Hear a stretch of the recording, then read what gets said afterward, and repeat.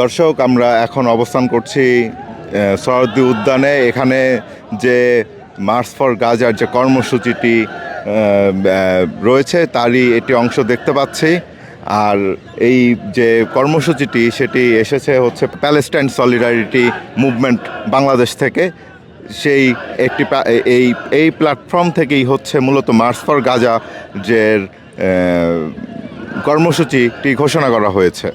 এখন আমরা অবস্থান করছি সোহরাওয়ার্দী উদ্যানে, যেখানে মার্চ ফর গাজা যে ইসরায়েলি বাহিনীর যে গাজা উপত্যকায় যে বর্বরচারিত যে হামলার প্রতিবাদে মার্চ ফর গাজার যে একটি যে কর্মসূচি দিয়েছে সে তারই একটি অংশ আমরা দেখতে পাচ্ছি।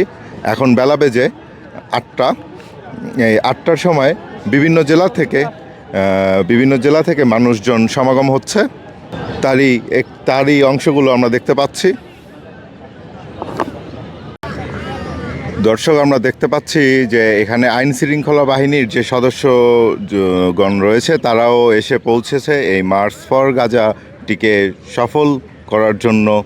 এর কোনো ধরনের যেন বিঘ্ন না ঘটে তার জন্য আইন শৃঙ্খলা বাহিনী তাদের যে কর্মসময়সূচি ঠিক সেই সময়টিতেই তারা এসে পৌঁছেছেন।